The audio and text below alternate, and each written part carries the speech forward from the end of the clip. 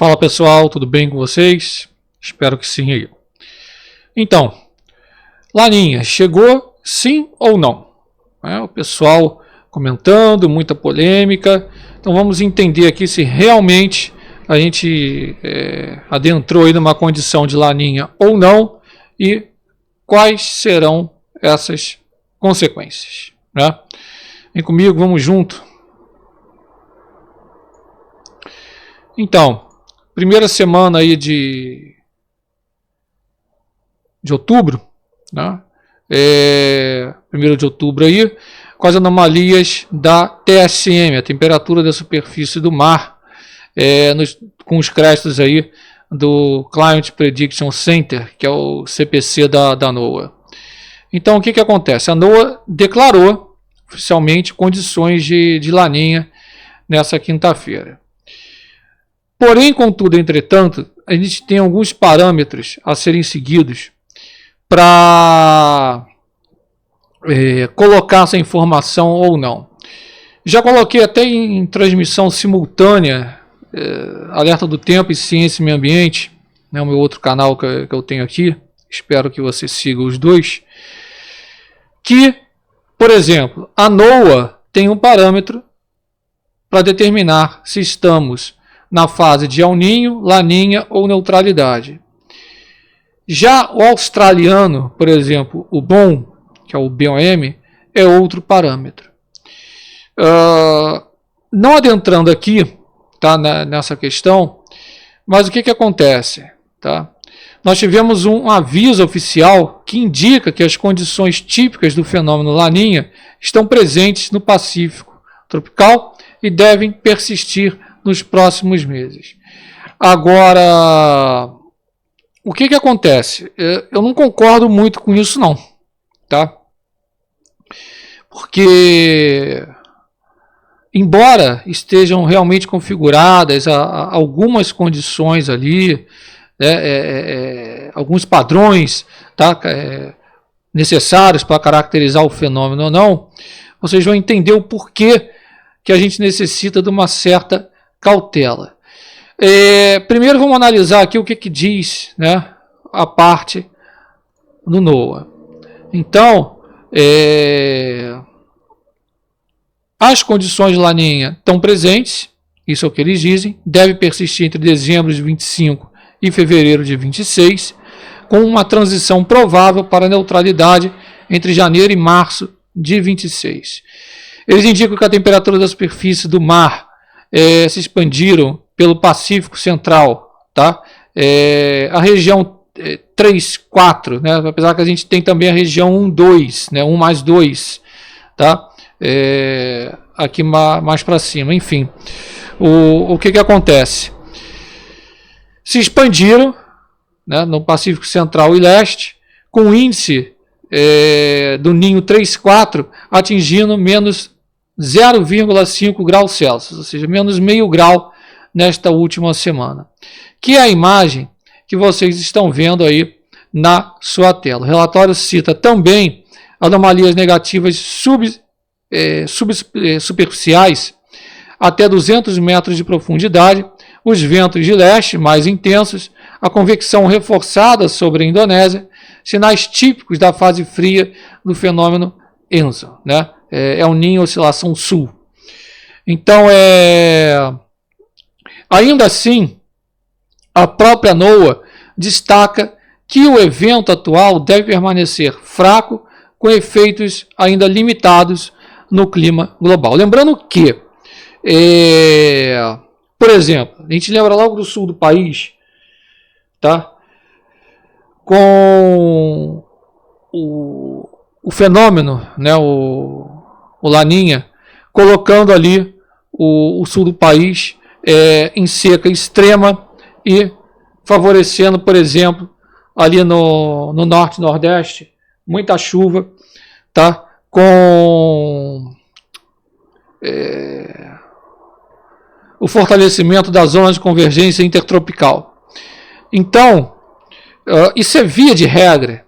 É aí que está o detalhe que o pessoal parece que insiste em não compreender isso. Não é via de regra isso. Tá? Nós já tivemos anos com laninha, onde o sul do país registrou muita chuva. Tá? Então, a gente tem que ter cuidado. Os critérios do CPC-NOAA para identificação de um evento laninha incluem justamente a TSM, a temperatura da superfície marinha, na região Ninho 3,4, pelo menos meio grau mais fria que a média climatológica.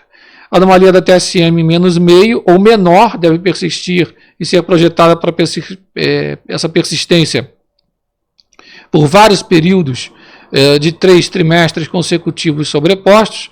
Por exemplo, outubro, novembro, dezembro, janeiro, fevereiro. Né? Então, os ventos alísios também do leste, no Pacífico tropical, devem estar mais intensos que o normal.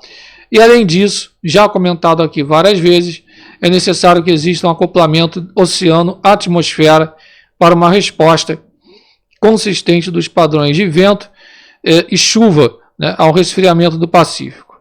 Porém, o sistema de alerta de eventos para El Niño, Laninha, ele tem alguns parâmetrozinhos aqui básicos. Né? A gente começa aqui, né, a TSM mensal abaixo de meio, tem que estar, sim ou não, tá? O sim aqui, o não aqui. Acreditamos que as anomalias de TSM menores de meio vão persistir ou não nas próximas estações. Aí entra a modelagem, entra alguns fatores aqui. Sim ou não. E aí vai, né? Como está a atmosfera. E é aqui que entra a parada toda. Tá? Fortes indicativos do fortalecimento da célula de Walker. O que acontece aqui? Tá? Vamos lá. Então, não são apenas os dados de temperatura e pressão que entram nesse acoplamento oceano-atmosfera.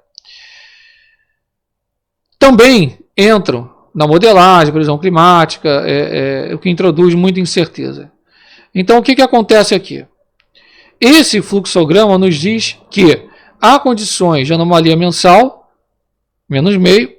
A próxima pergunta, perspectiva, tá? De persistir isso nas próximas estações. Aí a resposta vem justamente da galera aí, meteorologistas, a respeito.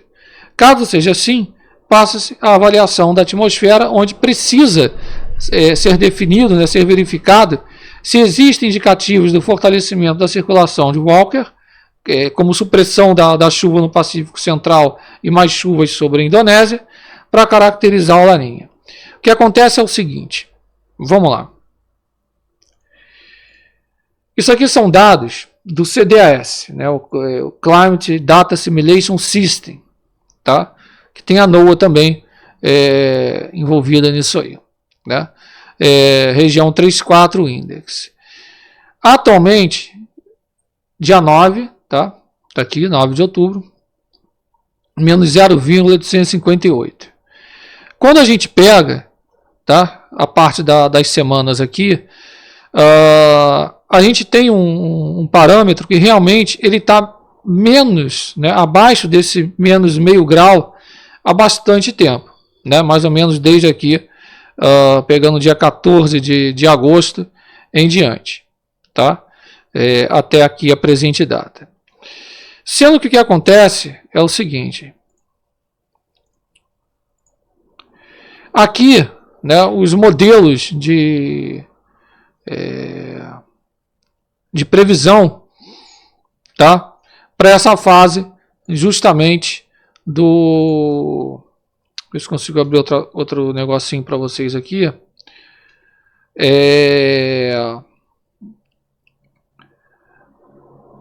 Mas acho que eu não consegui.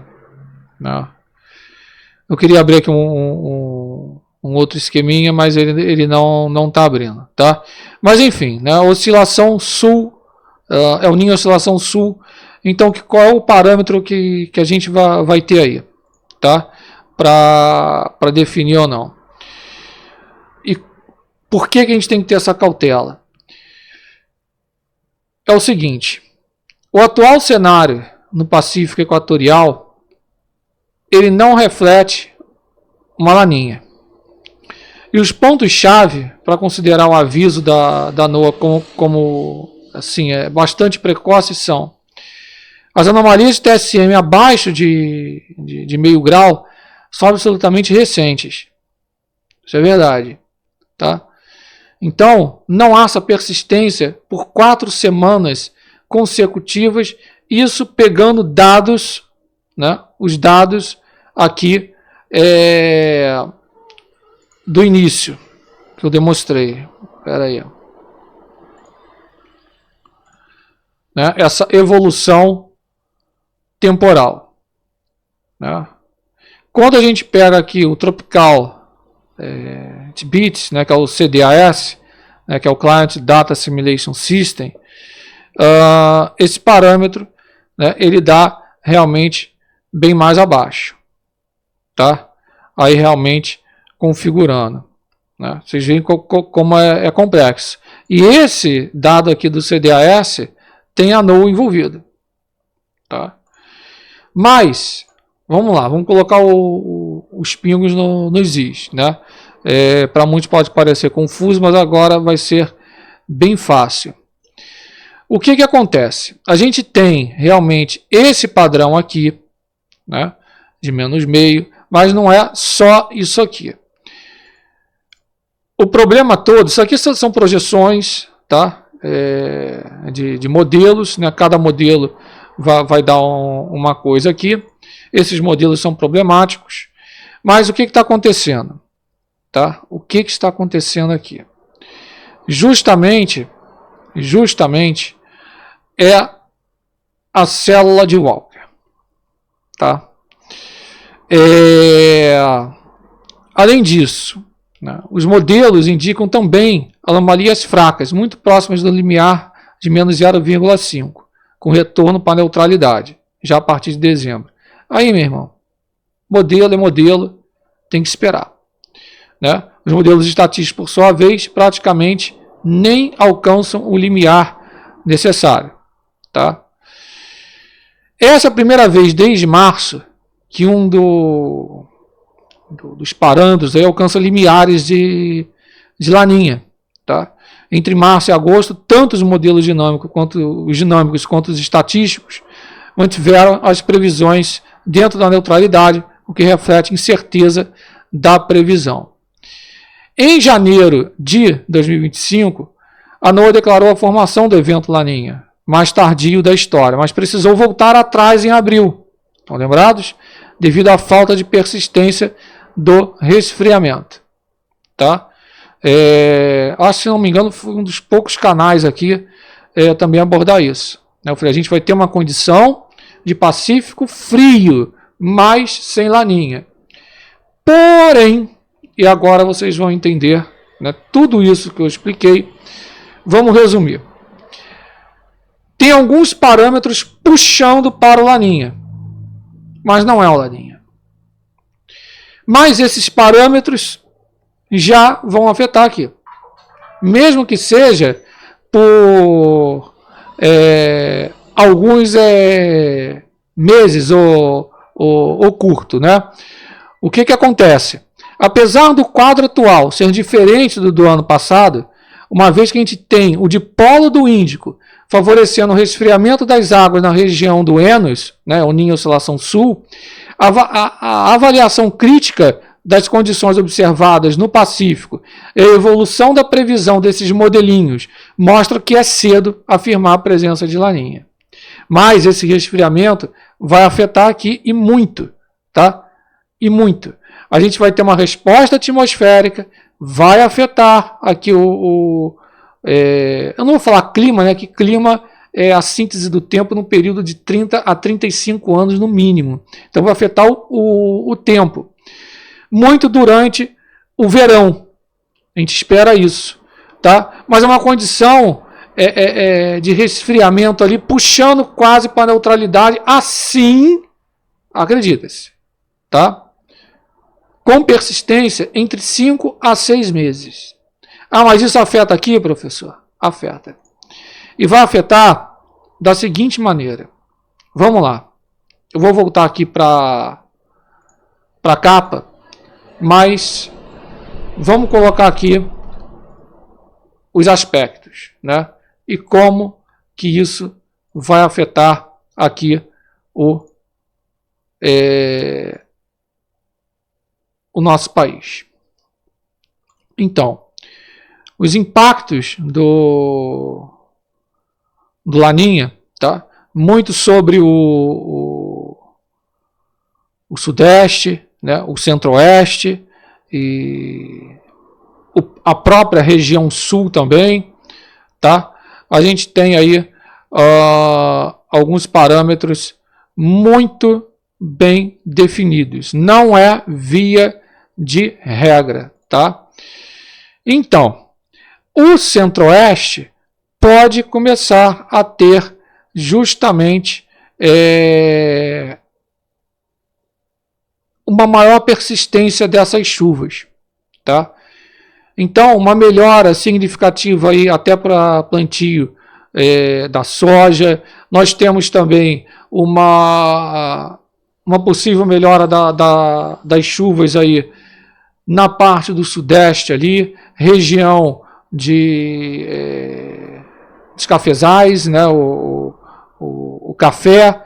Então, isso é bastante importante, tá? O sul do país, tá?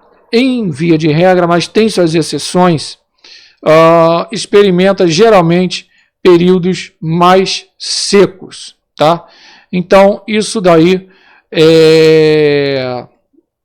já pode causar problemas aí para algumas culturas. Pegando ali norte e nordeste, geralmente quando a gente tem esse resfriamento, nós temos o quê? Uma melhora, né, muito forte das chuvas. Então isso vai favorecer aí a parte do plantio para as culturas que gostam muito de chuva. O Sudeste merece um destaque, tá? Por quê? Porque nas condições de laninha, ele favorece no verão a chamada zona de convergência do Atlântico Sul, né? Ele favorece a formação das acas.